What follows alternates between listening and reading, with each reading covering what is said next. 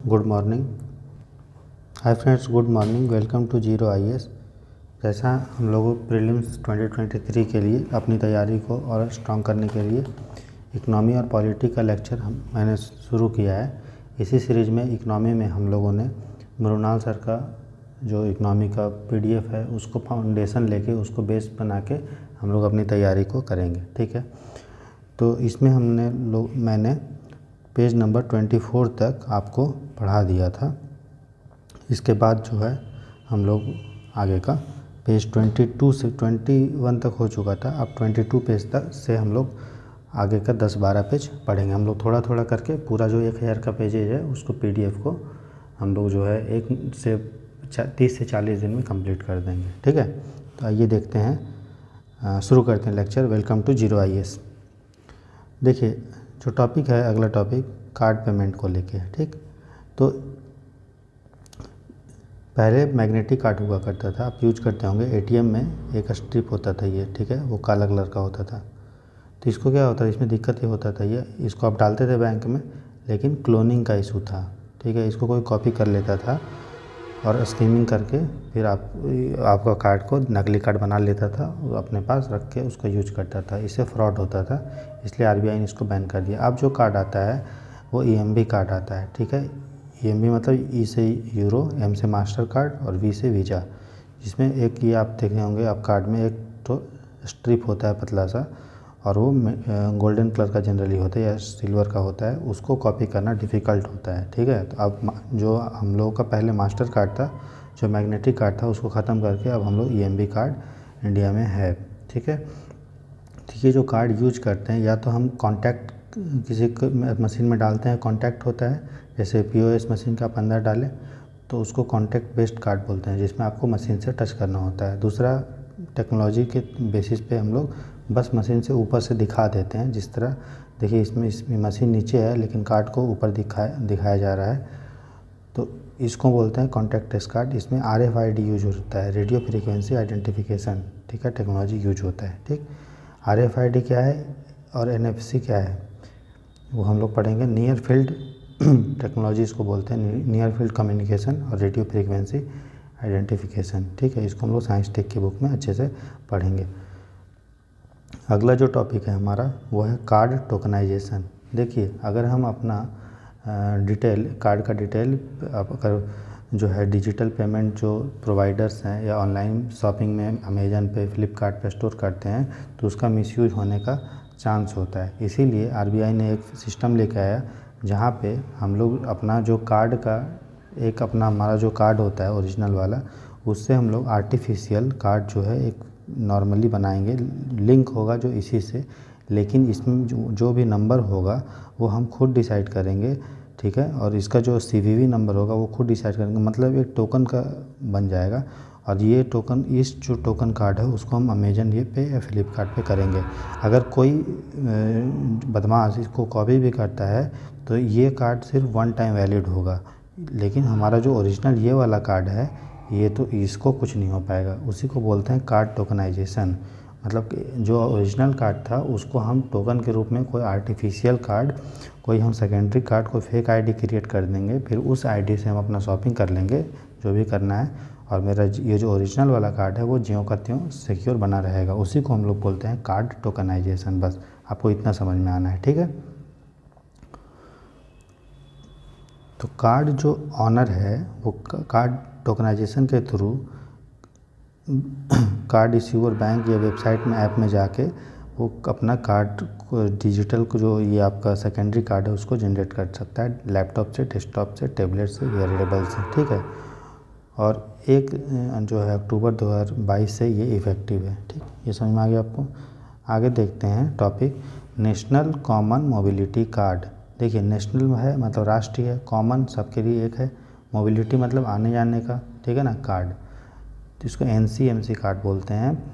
ठीक है, इसको कौन लेके आया, जैसे one nation one card model ministry of housing and urban affair, महुआ मिनिस्ट्री जो है वो NPCI और Bharat electronic limited BEL company के साथ लेके आई। इसके 3 कंपोनेंट है। एक है NCMC कार्ड, जिसका यूज जो इशू कौन करेगा, बैंक। इसका नेचर क्या होगा, डेबिट, मतलब आप पैसा दीजिए तो आपको कार्ड मिल जाएगा।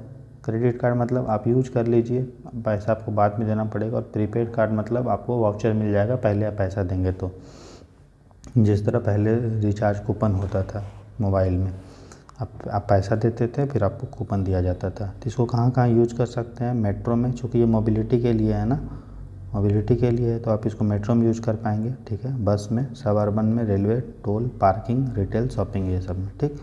दूसरा इसी में कंपोनेंट है स्वीकार। स्वीकार मतलब टोल फेयर कलेक्शन है, यात्री किराया वसूलने के लिए। बस में गए ऑटोमेटिक आपका जो है, अगर NCMC कार्ड है तो उसका एक कंपोनेंट है स्वीकार, ऑटोमेटिकली पैसा कट जाएगा।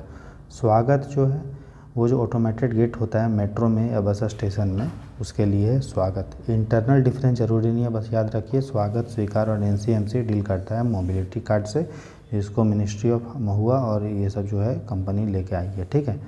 उसी में एक और चीज़ होता है फास्ट टैग।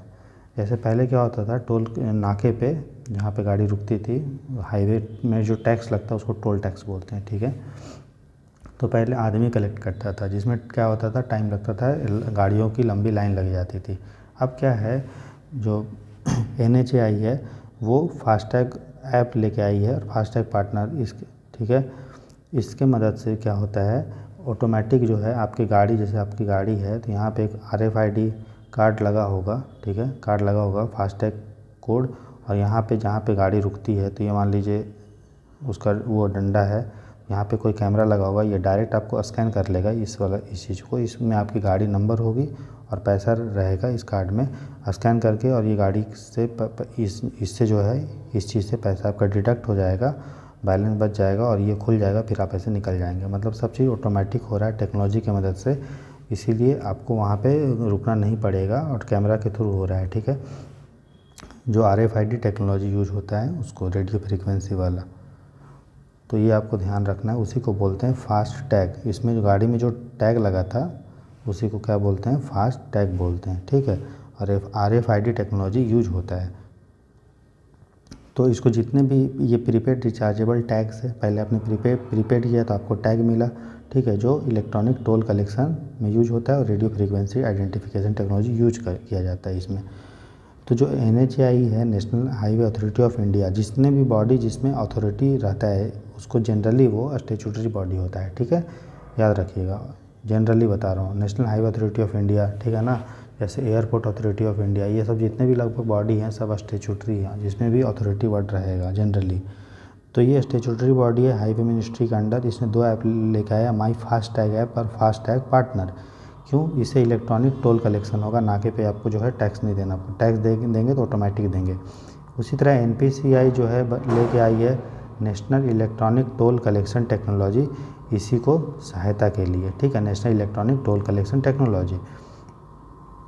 तो पर्सन क्या होता है, मोबाइल ऐप में रिचार्ज करता है, उसको बदले में RFID टैग मिल जाता है, ठीक है, फास्टैग। उसके बाद जब भी उसकी गाड़ी हाईवे से जाती है तो मनी ऑटोमेटिकली कट जाता है। इससे क्या होगा, ट्रैफिक का मूवमेंट अच्छा होगा और आपको जो भी चोरी किया हुआ गाड़ी है वो भी पकड़ा जाएगा, क्योंकि उस टैग में उस गाड़ी का नंबर, उस गाड़ी का सब चीज़ डिटेल भी स्टोर है, ठीक है। अब क्या है कि तो जो 2021 है उसमें सभी भी गाड़ी जो भी टोल से जाती है उसमें फास्टैग कोड लगाना अनिवार्य है, ठीक है। बिना फास्टैग कोड अगर आप जाएंगे तो आपको ज़्यादा फ़ी देना पड़ेगा टोल पे, नाके पे, ठीक। अब हम देखेंगे ATM के क्या क्या टाइप होते हैं। देखिए ATM मतलब ऑटोमेटिक टेलर मशीन, जो अलाउ करता है बैंक के कस्टमर को कि आप अपना पैसा बैंक से निकाल सकते हैं बिना बैंक ब्रांच जाए, ठीक है, अपने अकाउंट से निकाल सकते हैं ATM जाके। तो ATM जो रन करता है वो NPCI के नेशनल फाइनेंशियल स्विच टेक्नोलॉजी होता है। अब ये क्या होता है जानना ज़रूरी नहीं है, पूरा ATM इसी टेक्नोलॉजी की मदद से जुड़ा हुआ है। इसी से UPSC क्वेश्चन पूछा था कि जितने इंडिया में ATM है वो किस टेक्नोलॉजी से जुड़े हुए हैं, तो नेशनल वो फाइनेंशियल स्विच टेक्नोलॉजी है। तो जो ATM के टाइप होते हैं वो बैंक लेवल ATM होता है। जनरली हम जो ATM यूज करते हैं जिसमें बैंक का सब लोगो वो होता है, जैसे SBI में SBI का होगा उसको बैंक लेवल ATM बोलते हैं। बैंक जो होता है उसी को ऑन करता है, उसी का होता है, वो ऑपरेट करता है, पैसा वैसा डालना सब उसी पे डिपेंड करेगा, उसको बैंक लेवल कहेंगे। ब्राउन लेवल ATM में क्या होगा, बैंक का होगा लेकिन जो भी पैसा वैसा डालेगा वो दूसरे पार्टी को वो आउटसोर्स कर देगी। बैंक का ही होगा लेकिन पैसा वैसा जो भी गार्ड वार्ड होगा, जो भी उसका जो लाइटिंग या फिर जो भी पैसा वैसा डालने का होगा कैश का, वो करेगी, दूसरा को आउटसोर्स कर देगी, ठीक है, उसको ब्राउन बोलते हैं। वाइट लेवल एटीएम क्या होता है, ये एक एनबीएफसी का होता है, ये बैंक का नहीं होता, याद रखिएगा। जो bank level ATM, brown level ATM bank का होता है, लेकिन जो वाइट लेवल एटीएम होता है बैंक का नहीं होता, वो एनबीएफसी का होता है। एनबीएफसी क्या होता है वो आपको बाद में बताएंगे, ठीक है। मुथूट, जैसे मुथूट फाइनेंस है ना, वो एनबीएफसी है, ठीक। तो टाटा जो है कम्युनिकेशन है, प्रिज्म सीमेंट जो है वो सब है, वो वाइट लेवल एटीएम है। माइक्रो एटीएम क्या होता है, माइक्रो एटीएम कोई एटीएम नहीं है, बल्कि एक पीओएस टाइप का मशीन होता है, जिसमें क्या होता है, जो बैंक मित्र होता है वो जो है जिस कस्टमर को पैसा निकालना है और अगर उसके पास एटीएम नहीं है तो वो उसका आधार कार्ड, उसका जो थंब इम्प्रेशन लेके उस मशीन में करता है, तो फिर उस मशीन में उसका पूरा डिटेल आ जाता है, फिर उससे पैसा नहीं निकलेगा, ठीक है। माइक्रो एटीएम से क्या होगा, देखिए इन दोनों एटीएम जो है, तीनों ATM bank level, brown level और वाइट लेवल में आपको पैसा निकलता है, लेकिन माइक्रो एटीएम में आपको पैसा नहीं निकलेगा, जबकि जो बैंक मित्र होता है वो खुद ही एंट्री करता है डिपॉजिट का, और अगर पैसा निकालना है वो अपने पॉकेट से देगा, लेकिन वो कटेगा उसके अकाउंट से इस मशीन के द्वारा, माइक्रो एटीएम मशीन के द्वारा, जो आधार कार्ड से बायोमेट्रिक लेके उसका ऑथेंटिफिकेशन होता है या कार्ड से ऑथेंटिफिकेशन होता है। ये आपको ध्यान देना है, माइक्रो एटीएम, बैंक एटीएम और ब्राउन एटीएम और वाइट लेवल एटीएम, ठीक है। आगे देखते हैं एमडीआर, मर्चेंट डिस्काउंट रेट। बहुत सिंपल है मर्चेंट डिस्काउंट रेट। सबसे पहले देखिए ये मर्चेंट को देना पड़ता है, ठीक। डिस्काउंट रेट क्या होता है, देखिए तो ये क्या होता है, मर्चेंट पे करता है। देखिए कोई मान लीजिए एक शोरूम है, ठीक है, शोरूम है, एक आदमी है यहाँ पे, या ऐसे समझिए कि ये बाइक का सर्विस सेंटर है, ठीक है, और ये आपने बाइक को सर्विस कराया, तो आप बोलेंगे कि आप इसको, ठीक, हम क्रेडिट कार्ड दे रहे हैं, आप जो भी आपका चार्ज हुआ वो काट लो, ठीक है। कितना हुआ, तो बोलेगा 1000 रुपये, मान लीजिए आपको गाड़ी धुलवाने का हुआ, सर्विस करवाने का, तो आप इसको क्रेडिट कार्ड देंगे तो क्या होगा कि जितना इसको 1000 रुपया तो चाहिए, लेकिन बैंक पहले क्या होता था कि, या अभी भी क्या होता है कि अगर ये क्रेडिट कार्ड को एक्सेप्ट करेगा मर्चेंट तो इसको कुछ पैसा देना पड़ेगा, ठीक है। मान लीजिए से 2 रुपया, 1000 पे 2 रुपया, तो इसके पास इफेक्टिवली कितना बचा, 998 रुपये तो बचा, लेकिन इसको चाहिए कितना था, 1000 चाहिए था, तो इसको क्या हुआ, 2 रुपये का लॉस हुआ। तो ये क्यों तो ये बोलेगा कि नहीं, हम क्रेडिट कार्ड एक्सेप्ट नहीं करेंगे, क्योंकि हमको 2 रुपये एक्स्ट्रा देना पड़ता है। तो हम, या आप ऐसा कीजिए, आप 1000 की जगह आप 1000 2 रुपये दीजिए, ताकि हम 2 रुपये दे देंगे और मेरे पास जो 1000 रुपये मुझे चाहिए था वो मुझे मिल जाएगा। लेकिन ये जो कस्टमर होगा वो क्यों 2 रुपये ज़्यादा देगा, है ना। तो इसीलिए इसी को मर्चेंट डिस्काउंट रेट बोलते हैं। जो क्रेडिट कार्ड एक्सेप्ट कर रहा है मर्चेंट, तो उसको उस एक्सेप्ट करने के कारण उसको कुछ पैसा देना पड़ रहा है सरकार को, ठीक है। सरकार को बोलिए या बैंक को बोलिए या फिर जो सर्विस प्रोवाइडर कर रहा है उनको, तो उसी को मर्चेंट डिस्काउंट रेट बोलते हैं। चूँकि मर्चेंट डिस्काउंट रेट एक डिसइंसेंटिव की तरह काम करता है, इसीलिए सरकार ने क्या किया है, मर्चेंट डिस्काउंट रेट को जो है कम कर दिया है, ताकि उसको टैक्स जो है अब रेट जो है कम देना पड़े, तब क्रेडिट कार्ड का एक्सेप्टेंस बढ़ जाएगा, डेबिट कार्ड का, ठीक है। तो जो एमडीआर फ़ी है वो शेयर होता है 3 लोगों में, एक होता है कस्टमर कार्ड का इशूइंग बैंक। तो एमडीआर जो फ़ी है वो 3 लोगों के द्वारा शेयर किया जाता है। एक है कि जो कस्टमर है उसका इशूइंग बैंक है, मतलब जो कस्टमर है उसका बैंक कौन सा है, दूसरा मर्चेंट का बैंक कौन सा है, ठीक है, और तीसरा जो पेमेंट गेटवे प्रोवाइडर, मतलब वीज़ा है, मास्टर कार्ड है, रुपए है, इन तीनों में शेयर होता है। चूँकि अब एमडीआर के कारण क्या होगा, मर्चेंट का प्रॉफिट कम हो जाता है, इसलिए वो बोलता है कि हम जो है क्रेडिट कार्ड ये सब नहीं यूज करेंगे, हम पॉइंट ऑफ सेल मशीन को यूज नहीं करेंगे, ठीक है। तो आरबीआई ने बोला कि हम एमडीआर फ़ी पे सीलिंग लेके आ जाते हैं। तो आरबीआई ने बोला कि हम एमडीआर फ़ी पे कोई सीलिंग लेके आएंगे, वो सीलिंग कितना है इम्पोर्टेंट नहीं है आपका, ठीक है। तो देखिए, तो अगर चूँकि इसमें एक डिसइंसेंटिव का काम कर रहा है, मर्चेंट यूज़ नहीं करेंगे, इसीलिए जो गवर्नमेंट है, ministry of electronics and information technology, ये बोली कि तुम जो है 0% फ़ी कर दो एमडीआर पे कोई टैक्स नहीं लगेगा, कोई रुपए डेबिट कार्ड या यूपीआई ऐप कर रहा है तो। लेकिन वो फिर बैंक बोले कि ये मुझे तो लॉस होगा यार, तो बोले कि ठीक है, हम आपको जो है इसके बदले में सब्सिडी देंगे, ठीक है। तो प्रेजेंट में चीज़ में क्या है कि अभी एमडीआर पे कोई 0% टैक्स लग रहा है, अगर आप यूपीआई से पेमेंट कर रहे हैं तो, या डेबिट कार्ड पे भी 0% टैक्स लग रहा है, ठीक है। लेकिन एनपीसीआई का जो रुपए का जो क्रेडिट कार्ड है, ठीक है, क्रेडिट कार्ड पे 0 टैक्स नहीं लग रहा है, उस पर कुछ टैक्स लग रहा है, ठीक, ये ध्यान दीजिएगा। डेबिट कार्ड पे और एमडीआर का पेमेंट अगर यूपीआई से आप कर रहे हैं या एनपीसीआई के डेबिट कार्ड से रुपए से कर रहे हैं डेबिट कार्ड से, तो आपको 0% रेट लग रहा है, लेकिन अगर आप क्रेडिट कार्ड से कर रहे हैं तो वो कुछ % लगेगा, ठीक है। उसके बाद देखिए क्वेश्चन पूछा था, देखिए कितना सिंपल क्वेश्चन पूछा था प्रीलिम्स 2018 में। मर्चेंट डिस्काउंट रेट क्या है, क्या होता है मर्चेंट डिस्काउंट रेट? जो मर्चेंट बैंक को देता है अगर वो क्रेडिट कार्ड या डेबिट कार्ड एक्सेप्ट करता है कस्टमर से, तो ठीक है। तो देखिए the amount the charge to a customer by a bank for accepting payment from is customer through the bank's card, सही होगा। ध्यान से पढ़िए, पैसा कौन दे रहा है, किस पे लग रहा है चार्ज? मर्चेंट पे, ठीक है। क्या ये अमाउंट पेड बाय बैंक है? नहीं, बैंक थोड़ी ना दे रहा है। द इंसेंटिव है, क्या ये बैंक को दिया जाता है? इंसेंटिव थोड़ी है, ये तो टैक्स है भाई, एक तरह का रेट लग रहा है। द इंसेंटिव क्या सरकार दे रही है? नहीं, ये भी नहीं। क्या होगा? मर्चेंट डिस्काउंट रेट मतलब वो रुपया जो मर्चेंट दे रहा है बैंक को अगर वो कस्टमर से क्रेडिट कार्ड या डेबिट कार्ड एक्सेप्ट करता है, तो यह पॉइंट ऑफ सेल मशीन, ठीक है। अब देखिए इंडिया गवर्नमेंट कैशलेस इकोनॉमी की तरफ मूव कर रही है, इसके लिए उसने नंदन नीलेकानी कमेटी बनाया है, ठीक है। तो ठीक है, आगे देखते हैं। इसी तरह जो पेमेंट इंफ्रास्ट्रक्चर को डेवलप करने के लिए, डिजिटल पेमेंट को डेवलप करने के लिए पेमेंट इंफ्रास्ट्रक्चर डेवलपमेंट फंड बना है, ठीक है, जो 250 करोड़ रुपये आरबीआई देगा और 250 करोड़ रुपया बैंक्स और card gateway provider, card gateway मतलब प्रोवाइडर मतलब मास्टर कार्ड, वीज़ा, रुपये देगा। टोटल 500 करोड़ का फंड होगा। इस पर क्या होगा, छोटे छोटे गांव हैं जहाँ पे विलेज हैं और नॉर्थ ईस्ट में जो पॉइंट ऑफ सेल मशीन होता है जिसमें हम कार्ड डाल के जो है शॉपिंग करते हैं, वो वाला मशीन वहाँ पे इंस्टॉल किया जाएगा, उनको सब्सिडी दिया जाएगा, उनको फंडिंग दिया जाएगा, ठीक है। उसी को बोलते हैं पेमेंट इंफ्रास्ट्रक्चर डेवलपमेंट फंड। याद करिएगा 500 करोड़ का है, आरबीआई दे रहा है और कुछ बैंक मिल के दे रहा है। मेनली फोकस कर रहे हैं स्मॉल टाउन विलेज ये सब में, ठीक। अब देखिए, अब ये तो हो गया ऑनलाइन जिसमें आपको नेट का कनेक्टिविटी चाहिए। दूसरा है कि जहाँ पे मोबाइल फ़ोन या ई वॉलेट नहीं अवेलेबल है, इंटरनेट कनेक्टिविटी का इशू है, उसके लिए आरबीआई एक चीज़ लेके आया, offline retail payment using cards and mobile devices. Card और मोबाइल डिवाइसेस का यूज करके ऑफलाइन मोड में हम रिटेल पेमेंट कर सकते हैं। अब ये कैसे होगा, क्यों होगा, इंपॉर्टेंट नहीं है, बस ये ध्यान रखना है कि आरबीआई ने अलाउ कर दिया है, ठीक है, कि आप डिजिटल पेमेंट ऑनलाइन कर सकते हैं 200 रुपये तक बिना जो है नेट का यूज किए, ठीक है। अब देखिए डिजिटल पेमेंट चूँकि बढ़ रहा है तो उसको रेगुलेट करने की भी ज़रूरत है, तो रेगुलेटरी बॉडी है कुछ, एक है डिजिटल ट्रांजैक्शन ओम्बुड्समैन। तो ये देखिए आरबीआई जो ऑफिसर्स होता है, आरबीआई के जो ऑफिसर होते हैं उसको आरबीआई नॉमिनेट कर देता है 21 प्लेसेस में पूरे इंडिया में as a DTO, digital transaction ombudsman, ठीक। तो ये क्या करता है, कस्टमर से कंप्लेन को हियर करता है। अगर मान लीजिए कोई आदमी है उसका पैसा भेजा लेकिन पैसा सामने वाले को ऑनलाइन नहीं गया, तो वो कहाँ पे अपना फरियाद लेके जाएगा? तो देखिए वो जाएगा डिजिटल ट्रांजैक्शन ओम्बुड्समैन के पास। अगर उसका 20 लाख तक का प्रीपेड पेमेंट इंस्ट्रूमेंट से अगर उसने किया और कोई दिक्कत है उसको, तो ठीक है।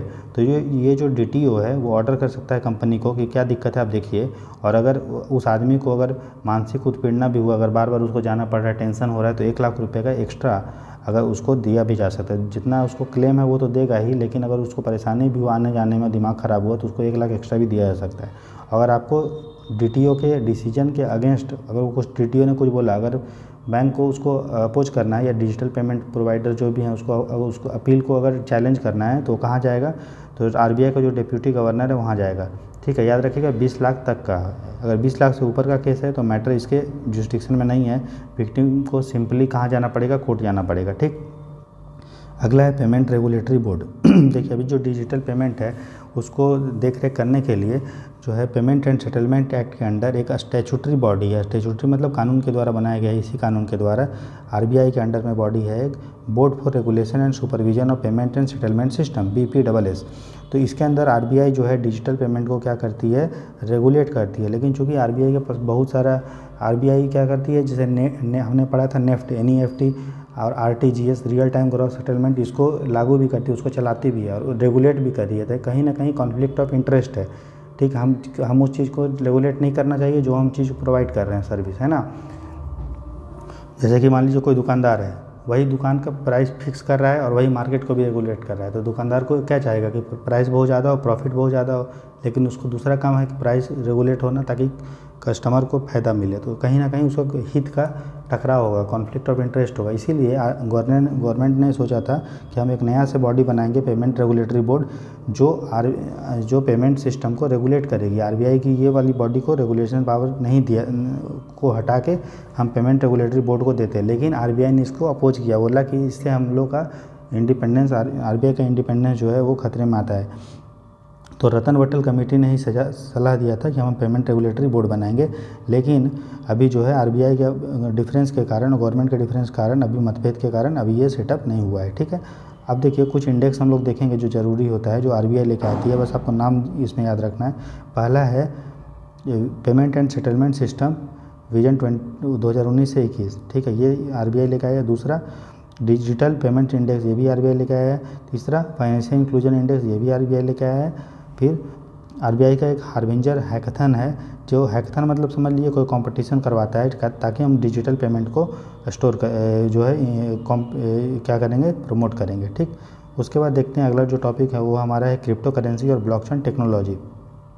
तो देखिए सिंपल सा इसको 2-3 चीज़ इसमें ध्यान देने का ज़रूरत है कि देखिए क्रिप्टो करेंसी मतलब समझ लीजिए कि ऐसा डिजिटल या वर्चुअल करेंसी जो ब्लॉकचेन टेक्नोलॉजी के द्वारा क्या होता है, क्रिएट होता है और स्टोर होता है। अब ब्लॉकचेन टेक्नोलॉजी क्या है, तो ब्लॉकचेन टेक्नोलॉजी एक डिसेंट्रलाइज्ड डेटाबेस है या डिस्ट्रीब्यूटेड लेजर टेक्नोलॉजी है, जिसके मदद से हम लोग क्या करते हैं, रिकॉर्ड को जनरेट करते हैं। रिकॉर्ड को क्या करते हैं, जनरेट करते हैं, ट्रांजैक्शन को रिकॉर्ड करते हैं। ठीक है, और मेनली इसका जो काम होता है वो क्रिप्टो करेंसी को जनरेट करने में, चलाने में होता है। बाकी इसको और भी पर्पस के लिए यूज कर सकते हैं, समझ में आया। तो जो ब्लॉकचेन है क्या है, वो डिसेंट्रलाइज्ड डेटाबेस है, मतलब वो सेंट्रलाइज्ड नहीं है, वो उसको कोई भी जनरेट कर सकता है और कोई भी उसमें चेंज भी कर सकता है। ठीक है ना, लेकिन जो भी चेंज होगा वो सब दिखेगा। ठीक है, उसको आप डिलीट नहीं कर सकते, ये चीज़ ध्यान देना है। दूसरा, इसका मेनली जो पर्पस होता है वो क्रिप्टो करेंसी को टेक्नोलॉजी के लिए यूज़ होता है, लेकिन बाकी पर्पस के लिए हम यूज़ कर सकते हैं। याद रखिएगा, बाकी पर्पस के लिए, क्योंकि ब्लॉकचेन टेक्नोलॉजी है, किसी भी टेक्नोलॉजी का मल्टीपल यूज होता है, सिर्फ एक ही चीज़ में यूज नहीं होता है। ठीक, और क्रिप्टो करेंसी क्या है, वर्चुअल करेंसी है जिसको ब्लॉकचेन टेक्नोलॉजी के मदद से जनरेट करते हैं, स्टोर करते हैं। ठीक है, तो जो उसी तरह एक क्रिप्टो करेंसी है, उसको हम, एक करेंसी है बिटकॉइन। तो बिटकॉइन को जो जनरेट किया है, एक वो एनोनिमस, इसको पता नहीं कौन है, सतोशी नाकामोटो, यही ने जनरेट किया था। ठीक है, तो अभी ब्लॉकचेन टेक्नोलॉजी का क्या स्टेटस है इंडिया में, मतलब बिटकॉइन का या क्रिप्टो करेंसी का, तो ये इलीगल नहीं है, ये ध्यान दीजिएगा। बिटकॉइन या कोई भी क्रिप्टो करेंसी इंडिया में इलीगल नहीं है, बल्कि इसमें आरबीआई इसको रेगुलेट करेगा, गवर्नमेंट इसको रेगुलेट करेगा, और जो है इसमें टैक्सेस बहुत ज़्यादा है, 30% के आसपास टैक्सेस है। ठीक है, और इसको फालतू काम के लिए आप यूज़ नहीं कर सकते, गलत काम के लिए यूज़ नहीं कर सकते। ठीक है, तो इतना जानना जरूरी नहीं है। अच्छा, क्या जो बिटकॉइन है वो लीगल टेंडर है, अगर ये पूछेगा तो मैंने आपको लीगल टेंडर का डेफिनेशन बताया है। क्या बताया है कि लीगल टेंडर एक फिएट करेंसी होता है, प्लस इसको ट्रांजैक्शन के लिए कोई रिजेक्ट नहीं कर सकता है। तो क्या ये फिएट करेंसी है, क्या इसको गवर्नमेंट ने इशू किया है? नहीं। क्या ये पेपर और करेंसी में है? नहीं। तो ये क्या होगा, फिएट मनी भी नहीं है। दूसरा, क्या कोई सामने वाला रिजेक्ट कर सकता है? हाँ, कर सकता है। मान लीजिए मैंने मैगी लिया और उसको हम बिटकॉइन दे रहे हैं, तो वो बोलेगा मुझे नहीं चाहिए यार, मुझे रुपया चाहिए, तो वो लीगल टेंडर भी, वो रिजेक्ट भी कर दे रहा है, और वो फिएट करेंसी भी नहीं है। इसीलिए बिटकॉइन एक लीगल टेंडर नहीं है इंडिया में, ये फिएट करेंसी भी नहीं है। ठीक, तो जो एग्जांपल है वो क्रिप्टो करेंसी का, वो है इरीथ्रम, लाइट कॉइन, डिजी कॉइन, लक्ष्मी कॉइन, रिपल और डोजे कॉइन। ठीक, तो जो ऑब्टेन करते हैं हम लोग क्रिप्टो करेंसी को, अलग अलग मेथड होता है। एक है कि हम कंप्यूटर लेके खुद ही बैठ जाएं और खुद ही जनरेट करें, उसको हम लोग बोलते हैं mining of blockchain technology powerful computer. दूसरा ये होता है कि जिसके पास बिटकॉइन है तो उसको हम कोई सर्विस दें। मान लो जो कोई आदमी एक्स है, ठीक है, और मेरे पास है गाड़ी, तो हम इसको गाड़ी बेच दें और इससे बिटकॉइन ले लें। तो ये भी एक मेथड है कि इसके पास बिटकॉइन आ गया। पहला मेथड क्या था, ये खुद ही जनरेट करे। दूसरा क्या है कि ये अपने गुड्स और सर्विस बेचे और बदले में बिटकॉइन ले ले।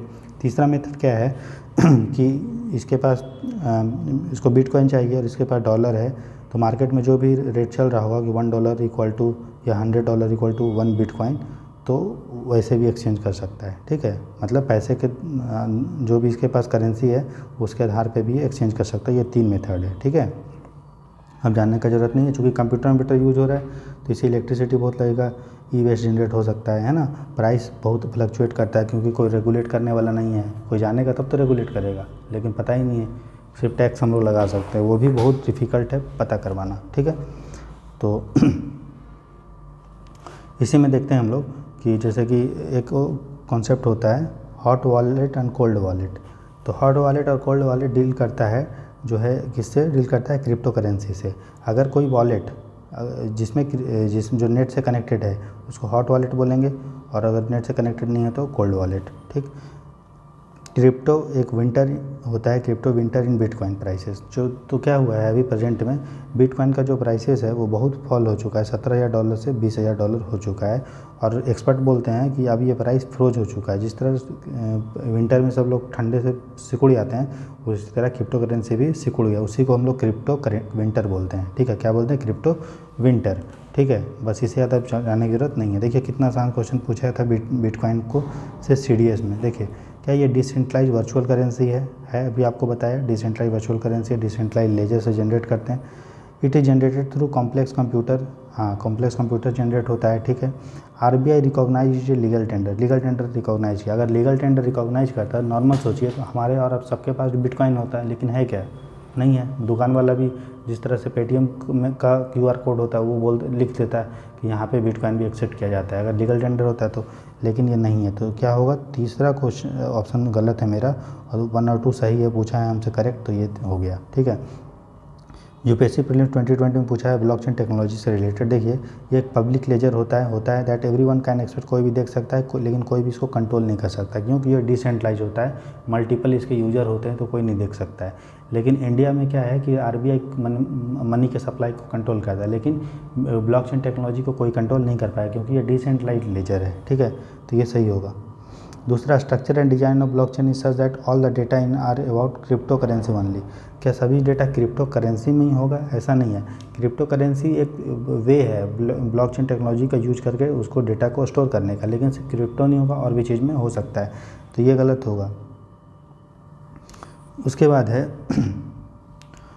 एप्लीकेशन जो बेस्ड होते हैं ब्लॉकचेन टेक्नोलॉजी के, उसको डेवलप किया जा सकता है बिना किसी के परमिशन से। हाँ, बिना किसी के परमिशन से कोई भी जनरेट कर सकता है, ठीक है ना, क्योंकि इसमें कोई भी कंट्रोल डेटाबेस नहीं होता है, डिसेंट्रलाइज लेजर होता है, तो अलग अलग यूज कर सकते हैं। तो हमारा 1 और 3 सही है, पूछा है करेक्ट तो होगा D, ठीक है। इस तरह देखिए कितना आसान क्वेश्चन आता है, ठीक है। यही चीज़ सेम चीज़ रिपीट कर सकता है UPSC में भी नेक्स्ट बार में 2023 के लिए। तो क्रिप्टो करेंसी का क्या है प्रेजेंट स्टेटस, तो देखिए लीगल स्टेटस यही है, ठीक है ना। लीगल स्टेटस क्या है कि देखिए यहाँ पे लिखा हुआ है कि ये इस पे गवर्नमेंट क्या होगा, टैक्स लगेगा, बस आपको इतना जानने का ज़रूरत है। और इसको हम जो है ट्रांजैक्शन के लिए यूज कर सकते हैं, लेकिन टैक्स बहुत हाई है, ये इलीगल नहीं है, इंडिया में लीगल है, ठीक है। अच्छा, बस इसमें इतना ही आपको देखने का ज़रूरत है। बजट बोलता है लीगल टेंडर नहीं है, लेकिन हम लोग इसको धीरे धीरे क्या करेंगे, यूज करेंगे। लीगल टेंडर नहीं है, ठीक है ना, लीगल टेंडर नहीं है लेकिन लीगल है, ये ध्यान देना है, ठीक।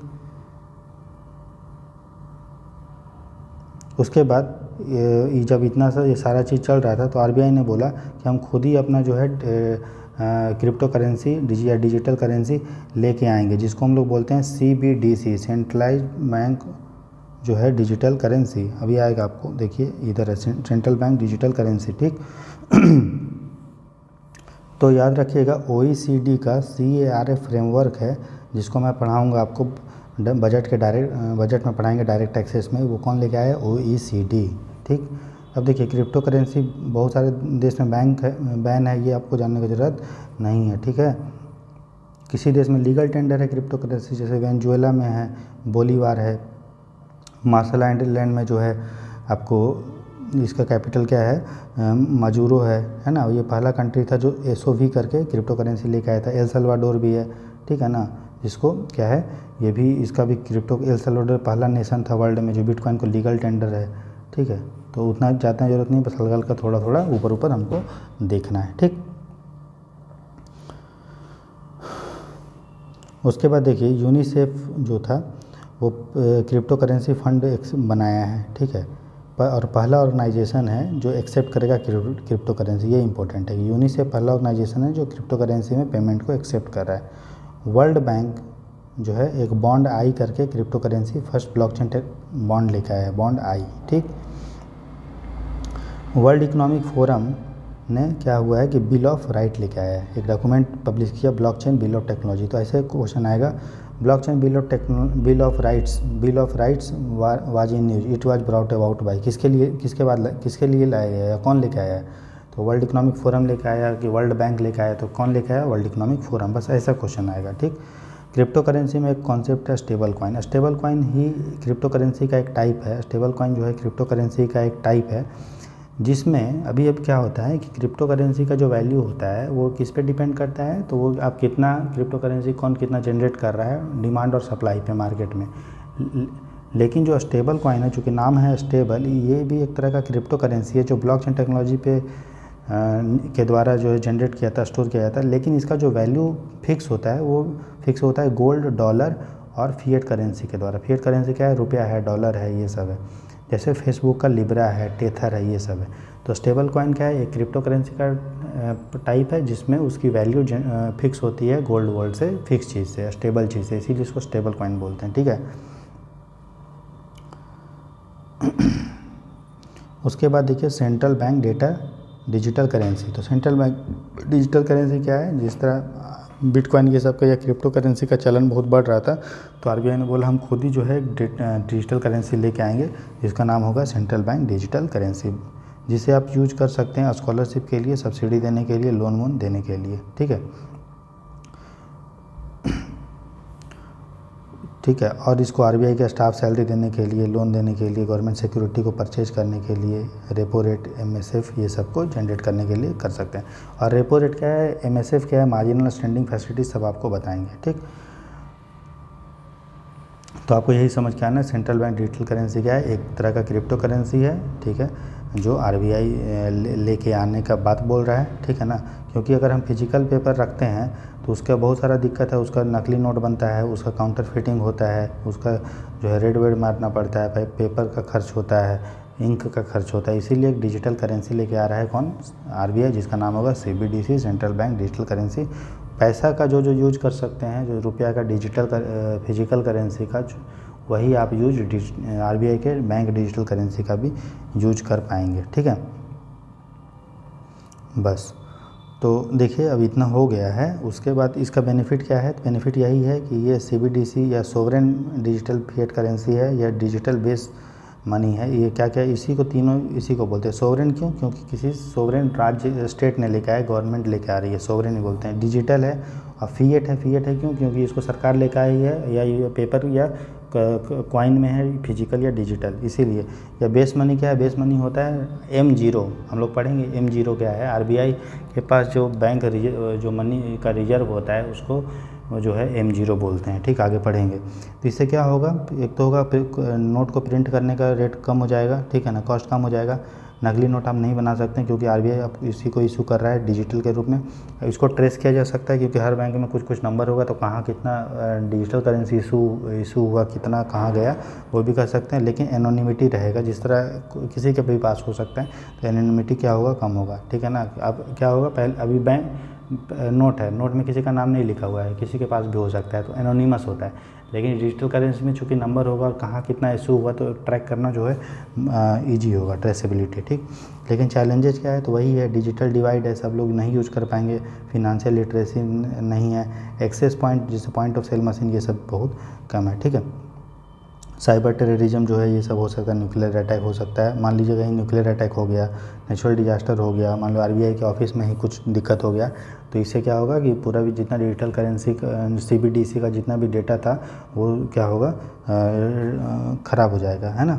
उसी तरह ब्लॉकचेन टेक्नोलॉजी के लिए इलेक्ट्रिसिटी चाहिए, तो उसे ई वेस्ट पॉल्यूशन ये सब होगा। तो इस तरह से फ्रेंड्स हमने जो है भी 25 से 30 मिनट में 10-12 पेज मृणाल सर का कंप्लीट कर लिया है। बाकी का जो है इसी तरह हम लोग थोड़ा थोड़ा करके 10-10 पेज, 15-15 पेज करके कंप्लीट कर लेंगे। अभी भले टाइम लग रहा है, लेकिन बाकी के जो चैप्टर हैं जो है ह्यूमन रिसोर्स डेवलपमेंट है या जो है इंटरनेशनल ट्रेड है, उसमें उतना टाइम नहीं लगेगा, क्योंकि इसमें समझाना पड़ रहा है, इसीलिए टाइम लग रहा है। अब विश्वास कीजिए 25 मैक्सिमम आपका जो सिलेबस है वो जो है मार्च के एंड तक या फर्स्ट वीक ऑफ अप्रैल तक कंप्लीट हो जाएगा। इसीलिए आप इस चैनल को सब्सक्राइब करें और बेल आइकन को हिट कर दें और अच्छे से मन लगा के पूरे फोकस के साथ पढ़ते रहें। जो जो बताएं उसको रिवीजन कीजिए और पीडीएफ को, जो इम्पोर्टेंट चीज़ को पढ़िए। आपका प्रैक्टिस भी करवाऊंगा। जब ये कोर्स कंप्लीट हो जाएगा तो कम से कम 400-500 इकोनॉमिक के क्वेश्चन को प्रीलिम्स के लिए और 400-500 पॉलिटी का, उसी तरह इन्वायरमेंट का क्वेश्चन और प्रीवियस ईयर क्वेश्चन और विजन का जो पीटी 365 आता है उसमें भी क्या क्या इंपॉर्टेंट है वो भी आपको पढ़ाया जाएगा। तो कोई परेशानी की बात नहीं है, बस आप मन लगा के पढ़ते रहें, पूरे फोकस के साथ पढ़ते रहें। आपका मेरा लक्ष्य है कि प्रीलिम्स 2023 में हम लोग मिल के यूपीएससी प्रीलिम्स को निकालेंगे। इसी उम्मीद के साथ, इसी आशा के साथ इस लेक्चर को यहीं पे जो है ख़त्म करते हैं। हंसते रहिए, खुश रहिए और पूरे मन लगा के पूरे कॉन्फिडेंट के साथ पढ़िए। All the best and